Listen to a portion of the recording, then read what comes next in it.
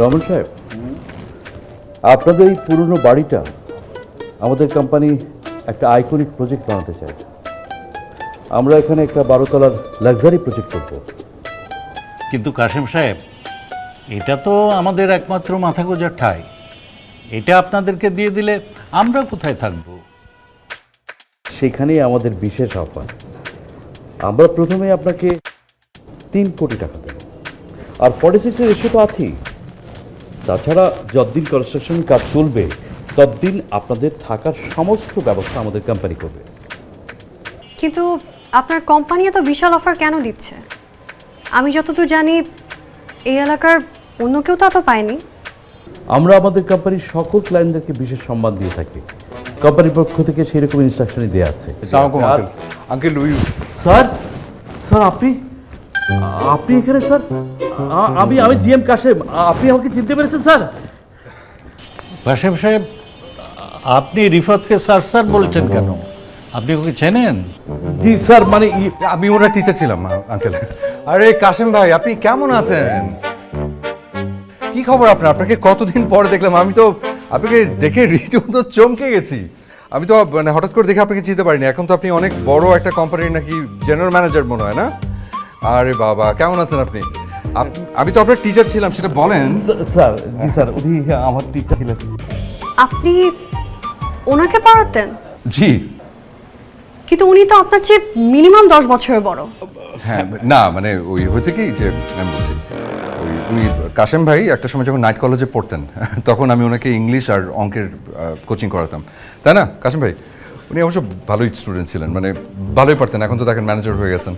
মনে আছে কাশেম ভাই, ওই যে পিথাগোরাসের উপপাদ্য আপনি পারতেন না বলে কানাকাটি করতেন, আমার কাছে আসতেন? ওনার সেই শাসন না থাকলে তো আমি আজকে এই পজিশনে আসতে পারতাম না।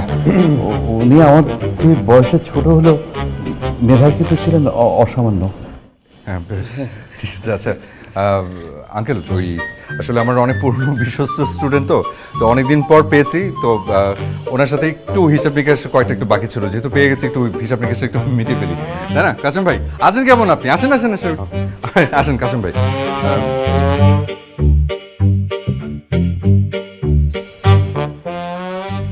কাশেম সাহেব, আপনি এখানে কি করছেন? এনিওয়ে, আমার কোনো জানা দরকার নেই। আপনাকে শুধু আমি একটা কথা বলছি, আপনি কি আমার চাকরি খাবেন? আপনি যদি ভেতরে আর একবার স্যার বলেছেন, আপনার কিন্তু খবর আছে। বুঝতে পেরেছি স্যার, কিন্তু স্যার আপনি এখানে ছদ্মবেশে টিউশনি করছেন? আপনার এত কিছু জানার দরকার নেই, ওকে? স্যার, আপনি কি জমিটা ডিল ফাইনাল করতে আসছেন? হোয়াট? আমি আপনার মনে হয় যে এসবের কোনো খবর আমি রাখি? এনিওয়ে, আমি যেটা বলছি আপনি সেটা শোনেন। আপনি ভেতরে আমাকে আর স্যার বলবেন না, ভেতরে গিয়ে আঙ্কেলকে বলবেন আমি আপনার খুব কড়া একজন শিক্ষক ছিলাম। আর খবরদার আর একবার স্যার বলবেন না। আর একটা কথা শুনুন, জি, এখানে যে ডিলটা আপনি ফাইনাল করতে এসেছেন, আমি কিছু জানি না, আই হ্যাভ নো আইডিয়া। আপনি অফারটা কমিয়ে দেন যাতে তারা রাজি না হয়। জি স্যার। অলরাইট? জি স্যার। আবার স্যার? মাস্টার মশাই আসুন।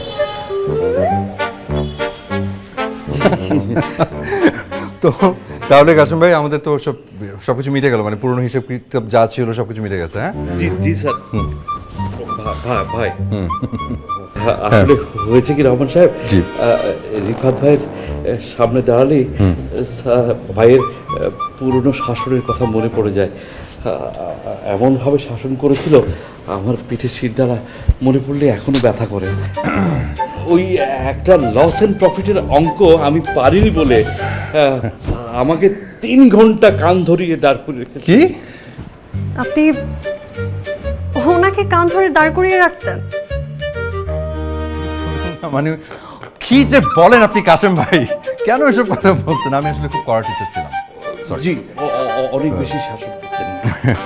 রহমান সাহেব, আপনাদের এই আজকের প্রজেক্টটা আমি নিয়ে পরে কথা বলবো। আসলে রিফাত ভাইয়ের সামনে দাঁড়ালে না আমার সব কিছু কেমন গুলিয়ে যায়। রিফাত ভাই যখন আছে আপনাদের সব অঙ্ক মিলিয়ে দেবেন। আমি তাহলে আসি ভাই, আসি। জি, আসসালামু আলাইকুম। ওয়ালাইকুম আসসালাম।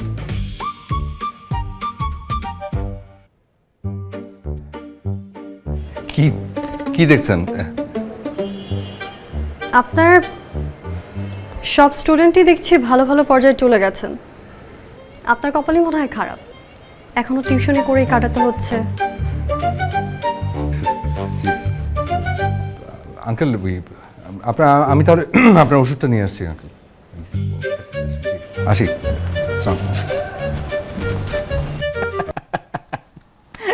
তুই হাসতেছিস? মামা তুই না ডেঞ্জারাস। হ্যাঁ মানে জিএম কাশেম সাহেবকে তুই তোর ছাত্র বানিয়ে দিলি, আবার সেও হ্যাঁ স্যার জি স্যার করতে করতে চলেও আসলেন। এটা কোনো বড় ব্যাপার না কি? বড় ব্যাপার হচ্ছে আমার চাহনি কেমন করে যেন তাকিয়েছিল, মনে হচ্ছে আমার ভেতরটা পড়ার চেষ্টা করছে। আমি জানি না এই তাসের ঘর কতদিন টিকবে রে।